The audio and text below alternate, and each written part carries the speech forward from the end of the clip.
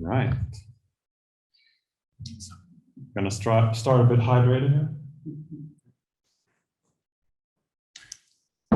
Right.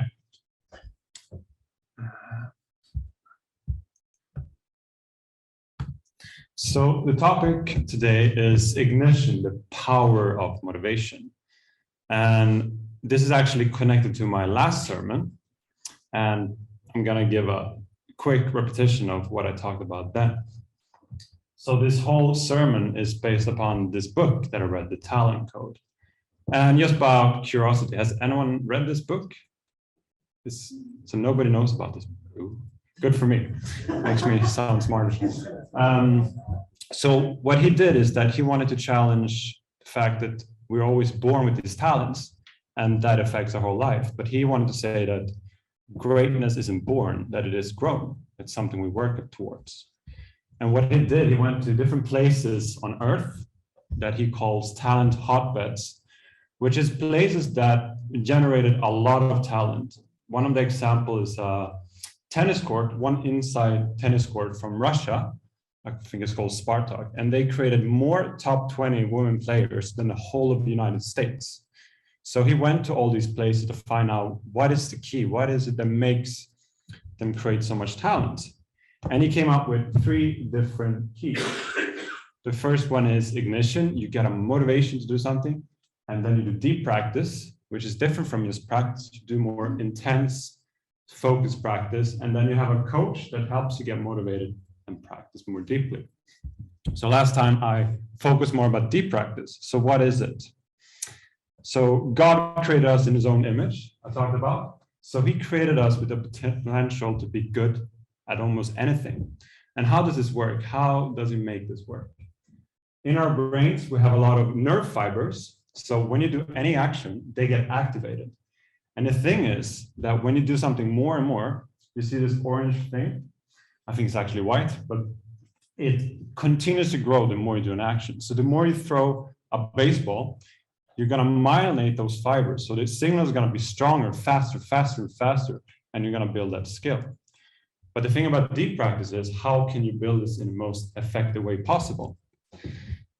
And probably you heard about this flow state you can be in. So the way it works with deep practice, when we do something that's far too difficult, we get really frustrated. We feel stupid and it's just not fun.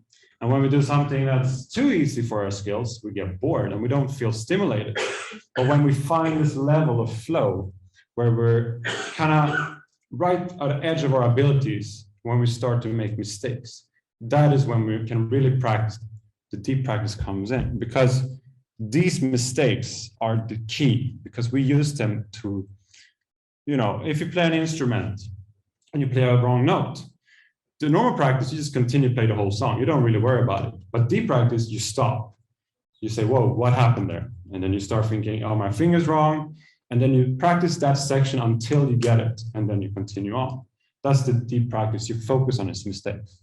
So he puts stars on his board, and he feels like he's getting it. And once he's getting them all in the middle, he should step one step back and do it from that distance. And then they're going to start fail again. So that's kind of what deep practice is about.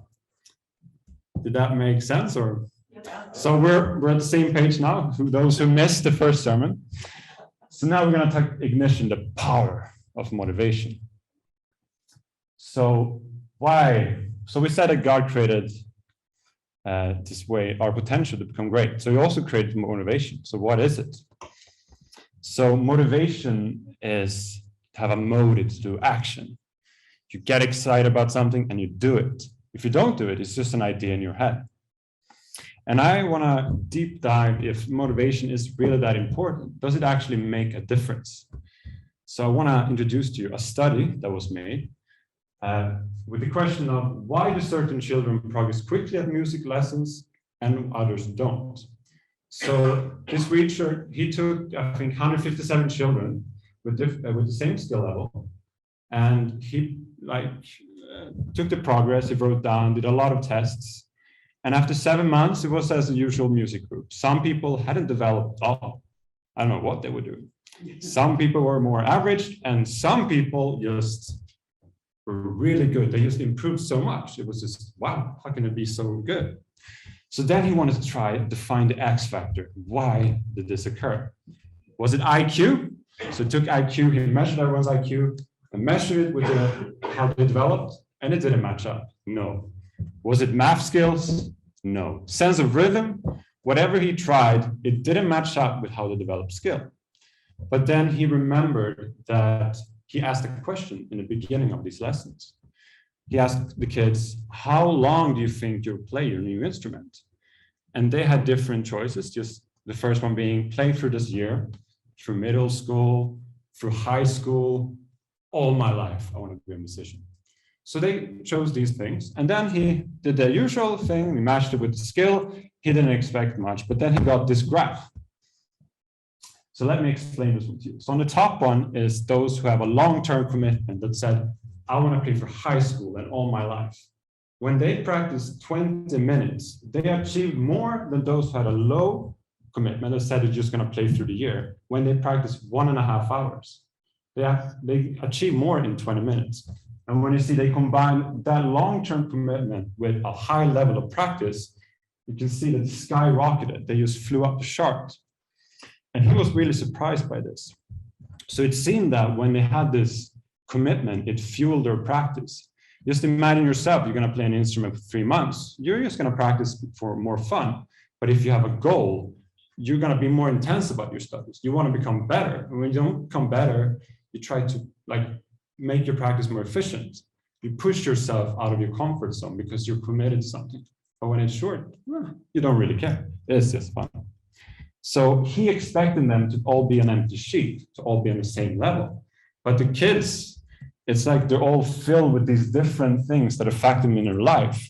Maybe their parents, family were into music, and it affected them when they practiced. And that's the teacher. There's nothing more. This is the best thing they have. He can't do so much more. What they bring is actually what makes the biggest difference. So this was a really interesting study that was made. So then we go for, okay, so what ignited these people? What made them motivated? What are those examples? And then I want to talk about a Korean golfer called Seri Pak. I don't know anything about golf, but yeah, I'm just reading the facts. But she was actually the first Asian golfer to win the US Women's Open in 1998. And it was an unbelievable feature, and nobody knew what would come after this. So I'm gonna actually play a video now of what happened. And there it is! Seri Pak now has the distinction of being the youngest Women's Open champion ever. I just heard my dad just, yelling and, jumping around that because, a Korean woman won the major championship. And since then, I really wanted to, play golf and be like her. I was very young, maybe 10 or 11 years old. I thought, oh, one day I want to be like her, That was the time I started to play golf. She started to play well on the LPGA, and then a lot of girls inspired by her. Seri opened up the door for us. She won the LPGA Championship, and then a couple of weeks later won the US Open. That showed all little girls back in Korea that, hey, we can do this. You see the amount of Korean players in comparison to any other country, with big stars. I think she's probably had the biggest impact of all. Since '98, I won the US Open. You can see a lot of number of players from my country, but at the same time now, a lot of number of players from Asia, which just make a huge differences. So when I see it, I'm so proud of that happening. So I thought this was a great example of how one moment ignited these girls from South Korea to become golfers. They said that they started golf the day after, this is what inspired them. And what was interesting here, if you look at this graph, I have a lot of graphs today, but when she won, you can see here the kind of square dots are how many are in the top 10. And maybe 6-8 years later, it really started to bloom. And why is that? It's because these girls were maybe 11 or 12, and this moment really put a fire within them. But we all know it takes a lot of practice to get to a high level, 10,000 hours or more of intense practice. So I thought this was a really interesting experience, how they saw her and they wanted to be like her, and it fueled them to push themselves to practice. Another example is a runner called Roger Bannister, who was the first ever to run a mile. Ah, you know him? Yeah. All right. So he was the first ever to run a mile under 4 minutes. So for us here, it's 1.5 kilometers. And scientists, other athletes said it is humanly impossible to do it under 4 minutes. It cannot be done. I mean, it doesn't matter how much you practice, you can't do it because you will die almost. And then he did it by a fraction of a second. And I love this quote that he said after. Doctors and scientists said that breaking the 4 minute mile was impossible, that one would die in the attempt. Thus, when I got up from the track and after collapsing at the finish line, I figured I was dead. So this was like one of this, I think they say it's one of the biggest athlete achievements of the 20th century. But the interesting thing, what happened afterwards, a couple of weeks, a month later, a guy from Australia also broke the 4 minute mile. And 3 years later, 17 runners had already broken the 4 minute mile. So it went from being this wall that was impossible, and then he opened a door and it became like a stepping stone for these runners. So I think it's also interesting how he got them the fire that if he can do it, so can I. But sometimes motivation comes in small doses, a more private moment. I read that Einstein, he got his curiosity for science when he got a compass from his father when he was 5 years old. And he was just mesmerized, like however he turned his compass, he's always pointing to the north. And he's like, what are behind these powers? I need to know, I'm so curious about this. And that fueled him to go into science later on. Stephen King, a writer that you might know, he wrote a story for his mother when he was 7. He remembered the thrill of the story when she was reading it and the thrill of writing it. And that was his moment that inspired him to go writing. So what are common with these things is this inspiration comes sometimes from inside, but most of these were actually from the outside world. You saw someone else and you wanted to be like them. He played around with the compass and that inspired something within him. It's a lot of time we're inspired by other people because we're very social beings. So we can inspire each other to do great things. And how does it work? So I would like to feel like motivation is kind of like this bolt of energy we have inside of our bodies. But the thing is that it's locked in this vault. And it doesn't just open up for anything.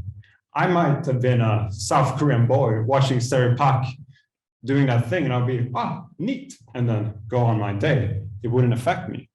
But for those girls, when they saw it, it opened up and they were like, I want to be like her. And it gave them this push, this electricity to start doing it. And for the runners, they were like, I don't need to run on a 4 minute mile. But then suddenly he did it. And they're like, oh, if he can do it, so can I. And it fueled that energy. Or Einstein, he was playing with the compass and he was like, I need to know what's behind this. But I think for most of us, it opens up because we have an image of our future self. We might see a musician and we want to be a musician and we visualize being a musician, or it can be a small thing. We visualize playing a song and we see ourselves playing that song. So we see that future self and we go towards that. So how can we define these moments that I talked about? They are serendipitous. I don't know. how do you try? Serendipitous. So yeah, it's occurring or discovered by chance in a happy or beneficial way. So yeah, it's a tricky word, but now you learn that. So it's nobody set this up. They didn't plan this to happen. It just happened. And it opens this sense of discovery in yourself, like you're getting to know yourself more. And these moments are usually very happy. They're joyful, you feel almost obsessed and crazy. Sometimes it's really intense, sometimes it's even less, but it's like a whole new world open for you. And it's usually followed by action. The girls from South Korea, they started playing golf probably the day after. They were like, because we know if you don't act right away, it might go out and the motivation goes away. But the problem is that it's all great that you get motivated and have the moment that are magical and give you all the energy, but the real problem is maintaining that motivation. We lose motivation so easily. And I like this study, so I'm going to show you another study which I think shows the struggle of motivation and how some words of motivation can really change our perception of things. So there was a test made with fifth graders, about 400 students, and he did different like logical or puzzle tests. So he divided the group into two groups. For the first group, when they got the test, he corrected it and then praised them for their intelligence with the words, "You must be smart at this." And for the other group, he praised them for their effort. "You must have worked really hard." And then they made a second test where they had to choose between a hard test and an easy test. And the people who got praised for effort, they're like 90% of them wanted the hard test, like, yeah, let's do it. And the one who got praised for their intelligence and IQ said, "I'll take the easy test." Majority are like, "I'll take the easy test." And the researchers said it's probably because that's the name of the game. Look smart, don't make mistakes. So they were afraid, to look stupid. So they made what is easy and it makes them look smart. It's a different approach. And the third test, they both did a really hard test that I think they were not able to solve. And the one who had been praised for effort, they got very involved in this and they started to try solutions and different strategies, and they liked this test. And the one who got praised for their intelligence, they took it as a proof that they're not smart, and they hated this test. They just did it and then like, oh gosh, I can't do it. And it's just terrible for them, a terrible experience. And then it all went back full circle when they made a test the same difficulty as the first one. And the effort one got improved the result by 30%, and the one that were praised for intelligence declined as a whole 20%. And he did this 5 times, and he always got the same result. And I find it interesting that these people who got praised for their intelligence, they thought, I'm so smart. And as soon as it got difficult, they thought for themselves, I'm not smart enough to do this.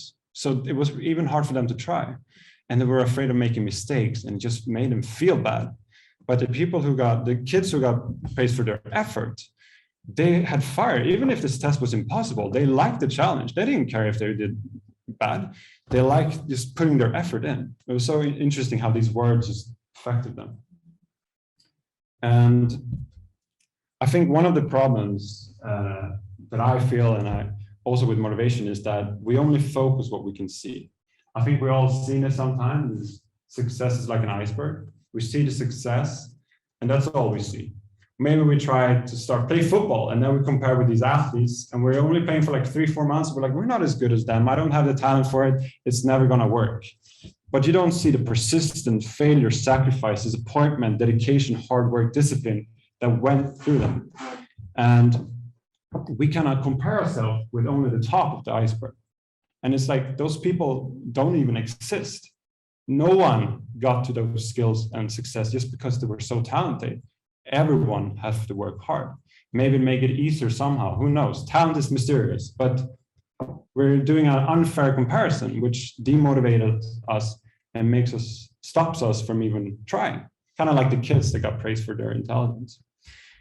And if you look at successful people, I always look for a lot of quotes, and all of them talk about hard work. And I'm pretty sure if you ask any successful, famous people that achieved a lot of skill, they're going to be really passionate about hard work and how it really paid it off for them. So this opens up a door that, okay, maybe they don't need to always have the talent. If I have the passion and the love for something and we work hard, we can get it. And it's opened up the door of opportunity. But the thing is that we hate struggle and repetition.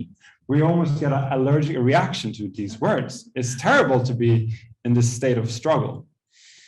But we can't deny that struggle and repetition is really great for building skills. And when we looked at the brain, it said that when we go beyond our skills and we struggle, then we really learn when we make mistakes. So it's a really great thing. And repetition is godsend. If you repeat and repeat, you're gonna get better. So these words are great, but we don't like it. But at least we know that if we do the hard work, we can get there. It's not impossible. So I also think motivation is all about keep going, action. It's like a fireplace. You put in a fire, that's kind of like your motivation, that gets the fire going, and then you keep putting logs on when the fire goes a bit slower. You keep working on it, working on your projects. But then if you stop putting these logs on and you get a bit lazy, then the fire is going to go out. And maybe the fire will go out all the way. You can still put the fire on, but you know it's hard to motivate yourself again. It's going to be a bit more trickier. It would have been much easier to just keep going those moments, to remind yourself, why am I doing this? I'm doing this to, I don't know, in this case, it's cold in the house. I don't want it to be cold. I think that's an interesting comparison. So let's summarize so far what we talked about. We talked about how it seemed that we're really motivated by goals. When we can see something in front of us to chase, it gives us energy. It gives us more power to practice more intensely because we have a goal, we have a focus. And we are ignited by different things. We're also individually different. Different things make us spark and get ignited, different passions. We're all very different. And it's all affected by things that happened to us in the past, family, friends, whatever it is. We're social beings. We get really affected by each other. And many times the inspiration comes from outside. And sometimes, as we saw in this test, we're more motivated by low motivation talk. It's more like defining the hard work. Instead of saying, oh, you're the best, you're so smart, wow, you're great. That feels great, but the important thing in that is the hard work. And if you praise the hard work, you will get inspired to work harder and harder, which will eventually lead you to your goal. And it motivates far better, it seems. But why does it exist? So I looked in a lot of True Father speeches to find about motivation. So are you ready for some intense quotes here? Let's go. So the first one I found was, only when we understand our relationship with the Creator can we understand the nature of motivation. And God cannot experience joy without us. And through our joy, God's receive his joy. The joy of man is the joy of God. The joy of man is the joy of God. The joy of God is the joy of man. And to finish it all off, we take a quote from a Christian minister that I think like kind of put it all together. People do things that give them joy. That is the key, the ground for motivation. We were created for joy. Faith and love are inseparable in the experience of joy. So what this tells us is as in the principle, you know, the first line is everyone is striving to attain happiness and avoid misfortune. We all want joy. And so that kind of fuels our motivation to do anything. But we all know that we can do small things. We can eat cake every day. It will make us pretty happy, but it will not fulfill our souls, but maybe fulfill some other desire. But when we do something longer, we go for some project, we start playing music to maybe play for other people. It is hard work, but it gives us more. We all worked hard for something and know the feeling of how it feels so valuable, that feeling. And I think that was the reason why God created motivation. He wanted us to strive for this thing, to struggle, to work hard, to really have these valuable things in life. And I think motivation is the key to that. If you take away motivation, we'll not do anything. We will just sit in the sofa and do nothing. But with motivation, we always want to be joyful, and we cannot, it seems, be ultimately happy without God.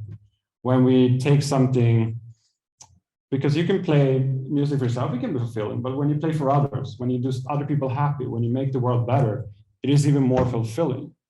And I think that was God's purpose for creating motivation for us. But the problem is, there's both good and evil people in this world, and motivation can be used by anyone. If you look in Star Wars, the Sith Lords want only power, and they want only from themselves, and they're selfish and only want to be as powerful as possible, and it really motivates them, and they go great places. And they think that it is joy. They think they will be happy, but ultimately it will not fulfill them.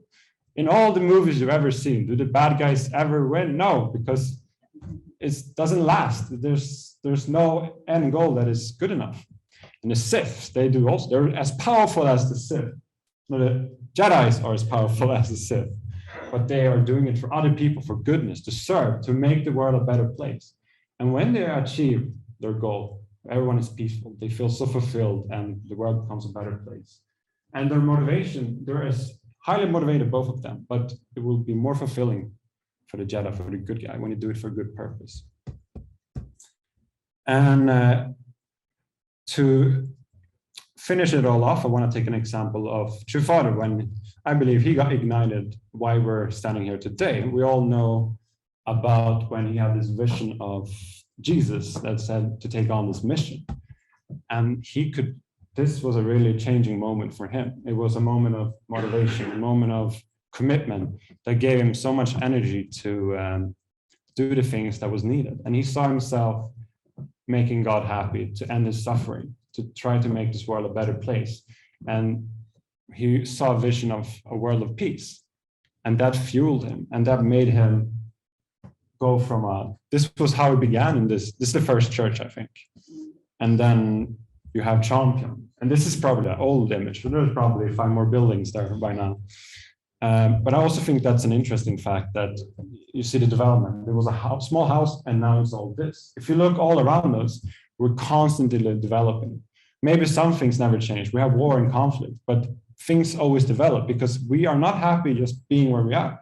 We always want more. We want to make things better. We want to challenge ourselves because it's so fulfilling to grow and become a better person in different ways.